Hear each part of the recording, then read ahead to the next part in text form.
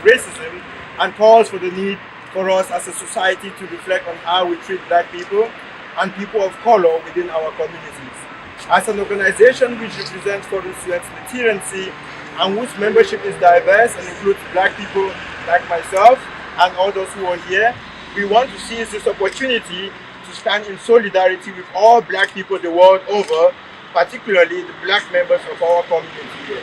This is why we are here this morning as foreign students to talk to the press and to talk to the people of the northern part of Cyprus or the TRNC, to explain to them our plight as black students, to explain to them of the pervasiveness of the racism which we go through every day, to explain to them some of the results of the surveys which we have conducted, which shows that racism is systemic within the society. And we are not saying that all Cypriots are racist. What we are saying is that let's talk about racism and let's try to stem out this problem within our society.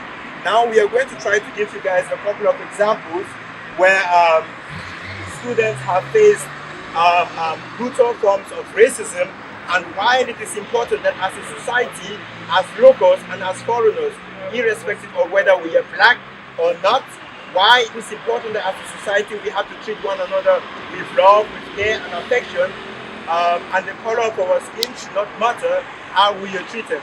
So permit me give you a few examples. Now there are a couple of local markets where they brazenly say that they don't sell to black people. And in some cases, as a black person, you go into a market or into a shop and they actually send persons to walk around you, to escort you into the shop, as though because you are black, you are a thief. These things will happen here. We have landlords and house owners who put on the advertisements that they don't sell to black people. This is very commonplace. If you go on Facebook and check, you would see this all the time.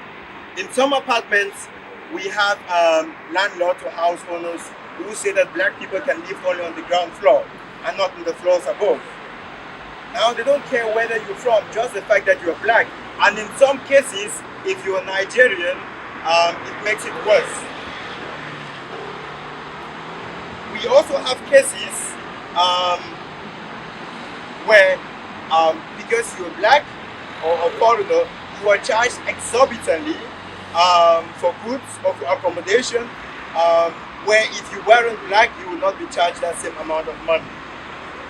In a meeting between VOIS members and a public office here in the TRNC, one of the public officers told us that we don't have a right to complain about discrimination because we are poor Africans and we should be grateful of the opportunity to study here. And this same officer went ahead to state that black boys basically walk around the streets raping white Cypriot girls, and black African girls sleep with their Cypriot old men and husbands, but they do not complain because they understand that these girls are poor and need money to survive. I mean, this was a public office. How bad can it get if we get this kind of response from a public office? Even more recently, at the peak of the coronavirus pandemic, which affected everyone, we had the TRNC Prime Minister refer to African students specifically as the ones who are unregistered and tried to use that as a basis for refusing aid. Is this not the same country where a newspaper, that is it right there, you can see there, Africa has the logo of a monkey there. I mean, how bad can it get? And that is supposed to be a progressive paper. Just because it is not as visible as you've been led to believe, or not as televised as in the US and other places, does not mean that it doesn't exist here. It is so normal that many locals often discriminate brazenly, knowing that they can get away with it. And why not? When society has told them that they will always be prioritized over foreigners, especially those foreigners who are black. Ask your black friends about their stories. The universities here in North Cyprus, the sole reason why we are here, have been incredibly deafening in their silence. Perhaps because many of them know that they have been complicit in perpetrating racial biases either directly or indirectly. We hear your silence. and we are taking note. It is sad that you will only break the silence when it is time to attract more black students and their money, which is the only aspect which nobody has any problem with. But we will no longer stand in silence, and that is why we're here today. As you persistently discriminate against the black members of our community, we will not stand in silence. We are all human, and how someone looks or the color of one's skin should not matter. As a result of this, as a result of our unity, as a result of our common humanity, we have a couple of demands from our universities, but also from the government.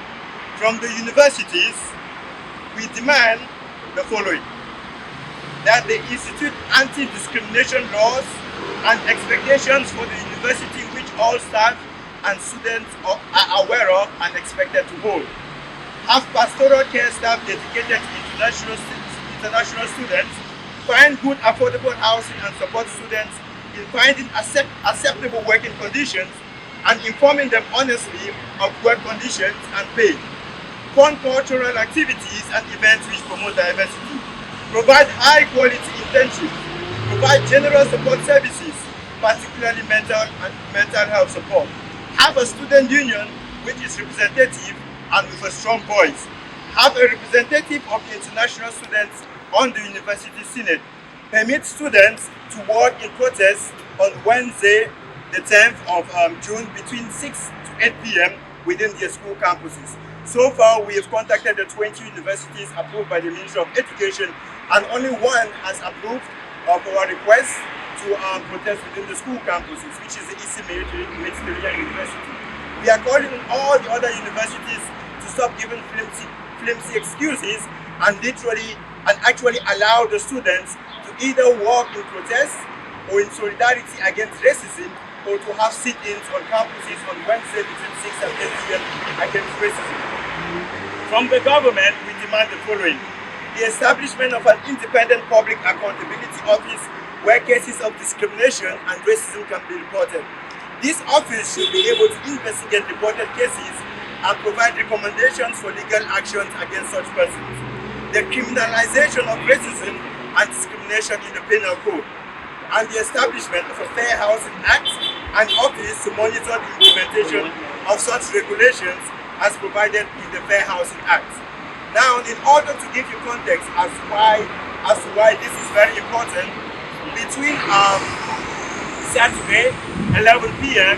to this morning, we conducted a survey online to gauge how much racism or how much students perceive racism within the community. We interviewed 458 students.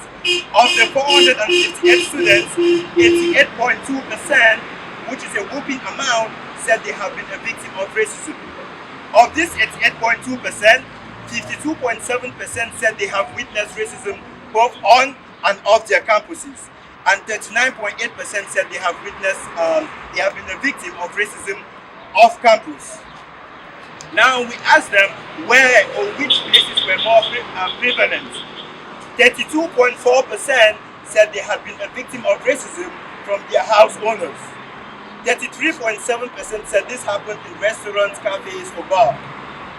41.3% said this happened in shops. 58.2% said they had been a victim of racism from a random person on the street. And 19.3% said they have been a victim of racism from the police institution that is meant to protect us. And then we asked as well, how serious do you think racism is a problem, or how serious is racism a problem in the TRNC? And 81.4% said yes, it is a serious problem. And we asked on a scale of 1 to 10, how bad is the racism in the TRNC? 8 on 10, 21.2% said 8 on 10. 19% said 7 on 10. 14.8% said 10 on 10. 11.8% said 6 on 10. And 7.6% said 9 on 10. That is how bad it is. And we can no longer as a society sit quiet or listen to videos or to the press as well, perpetuating racism by giving audience to people who are overtly racial, who are overly racist, and who go online and tell people that if you have any problem, go back to your countries. So we are not only holding the government and the universities and the people of TRNC responsible, we are also holding the members of the press responsible for perpetuating this racism. And that is why as a society and as members of the foreign community and VOIS, we are calling on all the people of the TRNC, including our local partners such as Kuir Cyprus, the Refugee Rights Association, and other good and willing members of the community, that now is the time for us all to stand against racism. And on Wednesday, we are expecting the members of our local communities to join us within the school campuses to stand in solidarity against racism. Because racism is not only an American problem, it is an everywhere problem, and it is a TRNC problem. Thank you.